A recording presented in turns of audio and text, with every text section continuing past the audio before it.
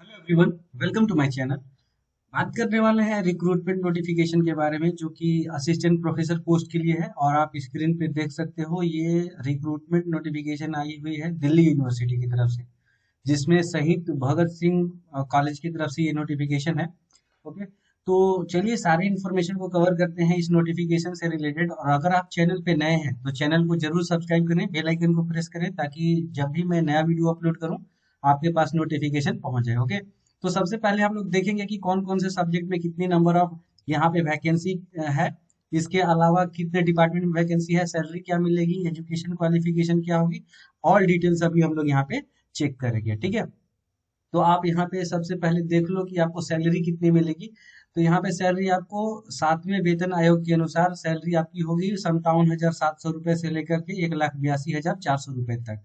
ठीक है, यहाँ पे आवेदन करने की अंतिम तिथि यहाँ पे जैसा कि मेंशन कर रखा है इन्होंने कि 20 जनवरी 2023 तक आप यहाँ पे अप्लाई कर सकते हो। ठीक है, ऑनलाइन आवेदन जमा करने के लिए यहाँ पे लिंक दिया हुआ है, मैं वीडियो के डिस्क्रिप्शन बॉक्स में ये लिंक प्रोवाइड कर दूंगा, आप डायरेक्टली वहाँ पे जाके अप्लाई कर पाओगे। ठीक है, अभी हम लोग यहाँ पे देख लेते हैं कि डिपार्टमेंट कौन कौन से है।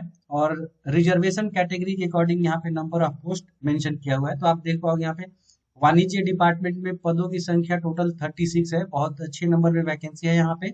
जिसमें 13 जो वैकेंसी है वो तो जनरल कैटेगरी के लिए है, 4 वैकेंसी एससी कैटेगरी के लिए है, 3 वैकेंसी एसटी कैटेगरी के लिए है, और 12 वैकेंसी यहाँ पे ओबीसी के लिए है, 3 वैकेंसी यहाँ पे ईडब्ल्यूएस कैंडिडेट के लिए है। तो total 36 department 36 number of vacancy यहाँ पे है, जो कि बहुत अच्छे नंबर में वैकेंसी है।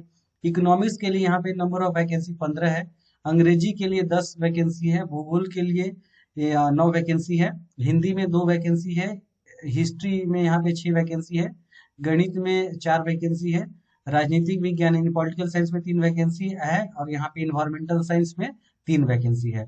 तो यहाँ पे ओवरऑल जो वैकेंसी है अच्छे नंबर में वैकेंसी है।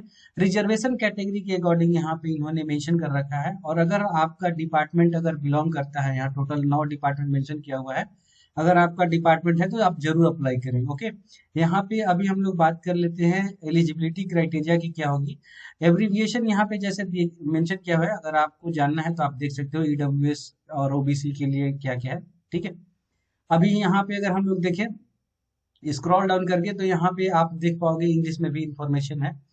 और एलिजिबिलिटी क्राइटेरिया की अगर बात करें तो 2 सेक्शन में एलिजिबिलिटी क्राइटेरिया इन्होंने मेंशन कर रखा है। ठीक है, ए सेक्शन और बी सेक्शन। तो ए सेक्शन में जो पहला पॉइंट है वो इन्होंने मेंशन कर रखा है कि इनको मास्टर डिग्री में 55% मार्क्स चाहिए। इसके अलावा यहाँ पे इन्होंने मेंशन कर रखा है कि 55% मार्क्स होने के साथ साथ अगर आप रिक्वायरमेंट फुलफिल करते हैं नेट का, स्लेट का या सेट का, तो आप यहाँ पे अप्लाई कर पाएंगे। ठीक है, अच्छा एक और यहाँ पे इम्पोर्टेंट इन्फॉर्मेशन मेंशन किया हुआ है कि ऐसे कैंडिडेट जो पीएचडी कर रखे हैं या एमफिल कर रखे हैं अकॉर्डिंग टू रेगुलेशन 2009 या 2016, वो यहाँ पे नेट, स्लेट और सेट की जो क्राइटेरिया है उससे एक्सेप्टेड रहेंगे। तो ये बेसिक क्राइटेरिया है, मीन्स आप कह सकते हो कि ये मिनिमम एलिजिबिलिटी क्राइटेरिया है। मास्टर में आपका 55% मार्क्स होना चाहिए, और यहाँ पे नेट, स्लेट या सेट की क्वालिफिकेशन आपके पास होना चाहिए। ठीक है, अच्छा जो कैंडिडेट पीएचडी कर रखे हैं उनके लिए यहाँ पे स्पेशल इंफॉर्मेशन मेंशन किया हुआ है, आप इसे एक बार जरूर पढ़ें। ठीक है, अभी हम लोग आप बात कर लेते हैं यहाँ पे जो क्राइटेरिया बी है। ठीक है, तो बेसिक क्राइटेरिया जो मिनिमम था वो हम लोगों ने देख लिया। जो बी क्राइटेरिया है, अगर आप ए क्राइटेरिया को फुलफिल नहीं कर रहे हैं, अगर आप बी क्राइटेरिया को फुलफिल कर रहा है तो भी आप अप्लाई कर पाओगे। तो इन्होंने मेंशन कर रखा है कि आपके पास पीएचडी डिग्री होना चाहिए, और वो जो है कि आपका एक अच्छे रिकॉग्नाइज यूनिवर्सिटी या इंस्टीट्यूशन से होना चाहिए। ओके, जैसा कि इन्होंने मेंशन कर रखा है कि top 500 in the world university ranking में आपका वो यूनिवर्सिटी या इंस्टीट्यूट आना चाहिए। अगर ये क्राइटेरिया फुलफिल करता है तो आप अप्लाई कर पाओगे। और यहाँ पे इन्होंने मेंशन भी कर रखा है कि आप देख पाओगे ये क्यूएस रैंकिंग के अकॉर्डिंग या टाइम्स हायर एजुकेशन एजुकेशन के अकॉर्डिंग, अगर आपका इंस्टीट्यूट या यूनिवर्सिटी टॉप 500 रैंकिंग में आता है तो आप अप्लाई कर पाओगे। ठीक है, तो ये बेसिक बी क्राइटेरिया था, जो ए को फुलफिल नहीं कर पा रहे हैं तो उनके लिए ये क्राइटेरिया है। ठीक है, अभी आपको यहाँ पे और भी इंफॉर्मेशन उससे रिलेटेड मेंशन किया हुआ है, लेकिन बेसिक जो क्राइटेरिया है वो मैंने आपको बता दिया। अगर आप यहाँ पे अप्लाई करना चाहते हैं तो ये क्राइटेरिया फुलफिल होना चाहिए। एक और क्राइटेरिया मैं आपको बता देता हूँ कि रिजर्वेशन बेनिफिट यहाँ पे आपको जरूर मिलेगा according to norms of government of India. अगर आपको 5% का मार्क्स मिलेगा। अगर आप यहाँ पे जैसे SC ST कैटेगरी में बिलोंग करते हैं तो यहाँ पे 5% का रिलैक्सेशन आपको मिल जाएगा PG डिग्री में। अगर आपके पास 55% नहीं है, 50% है, तो भी आप यहाँ पे अप्लाई कर पाओगे। ये एक रिलैक्सेशन क्राइटेरिया है। यहाँ पे फीस की अगर हम लोग बात करें तो आपको यहाँ पे 500 रुपीज लगेगा for unreserve OBC EWS category के लिए, जैसा कि इन्होंने मेंशन कर रखा है। और no application fees will be, here you can see, no application fee will be charge for applicant SC ST PWD candidate. तो यहाँ पे कोई भी चार्ज इन लोग के लिए नहीं लग रहा है, जबकि OBC EWS और अनरिजर्व कैटेगरी के लिए यहाँ पे टोटल 500 रुपए आपको पे करने होंगे। तो ये आपका एप्लीकेशन फी था। ठीक है। और अभी आपको करना क्या है कि अप्लाई करना है ऑनलाइन। तो ऑनलाइन अप्लाई करने के लिए जो लिंक है वो मैं वीडियो के डिस्क्रिप्शन बॉक्स में प्रोवाइड कर दूंगा। आप वहां पे जाके अप्लाई कर पाओगे। और यहाँ पे देख लो, आपको यहाँ पे मेंशन किया कि no TADS shall be paid to the candidates for the interview.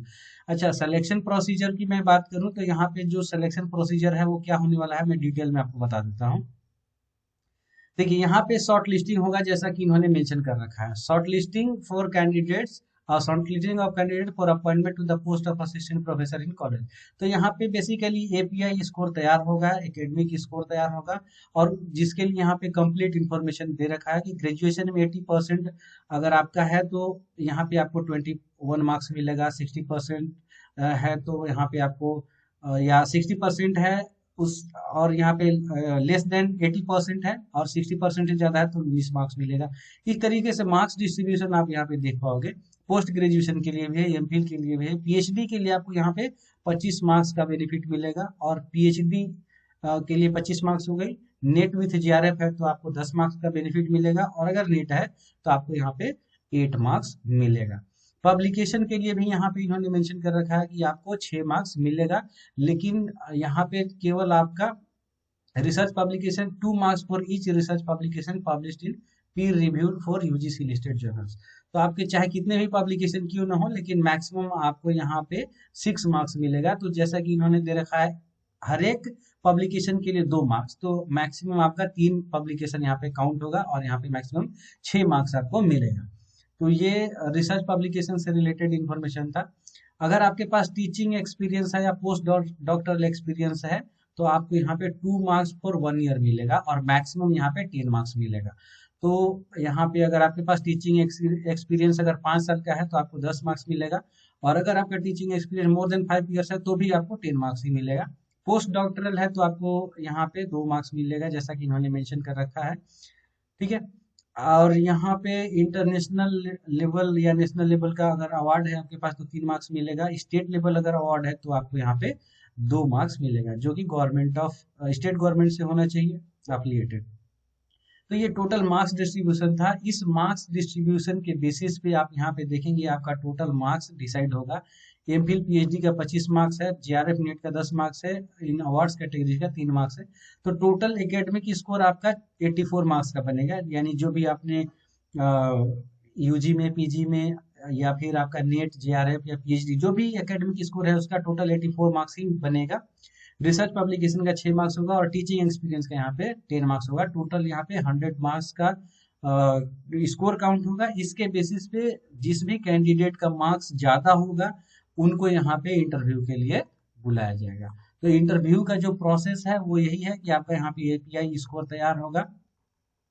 इसके बेसिस पे जिनका भी स्कोर ज्यादा होगा उनको यहाँ पे शॉर्टलिस्ट करके इंटरव्यू के लिए बुलाया जाएगा।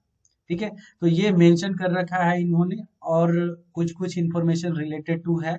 अगर आप इम्पोर्टेंट इन्फॉर्मेशन देखना चाहे तो देख सकते हैं, लेकिन जो मेजर इन्फॉर्मेशन था वो ये सारी इन्फॉर्मेशन को हम लोगों ने कवर कर लिया। मैं एक बार आपको फिर से दिखा देता हूँ। ये नोटिफिकेशन 15 दिसंबर को पब्लिश हुआ है, और लास्ट डेट जो है यहाँ पे 20 जनवरी है। ठीक है। तो आप 20 जनवरी तक आप यहाँ पे अप्लाई कर पाओगे। यहाँ पे आप देख लो, सैलरी आपको बहुत अच्छी मिल रही है। ठीक है। तो आई होप कि ये इन्फॉर्मेशन आपके लिए हेल्पफुल रहा होगा, और अगर वीडियो अच्छा लगा हो तो वीडियो को लाइक करें, चैनल को सब्सक्राइब करें, बेल आइकन को प्रेस करें, ताकि वीडियो जैसे ही अपलोड करूं आपको नोटिफिकेशन मिल जाए। मैं असिस्टेंट प्रोफेसर से रिलेटेड रिक्रूटमेंट या प्रोफेसर एसोसिएट प्रोफेसर से रिलेटेड रिक्रूटमेंट वीडियो अपलोड करता हूँ चैनल पे। इसके अलावा रिसर्च से रिलेटेड, पीएचडी से रिलेटेड इन्फॉर्मेशन। तो अगर आप इंटरेस्टेड हैं तो जरूर चैनल को सब्सक्राइब कीजिएगा। Okay, thank you so much.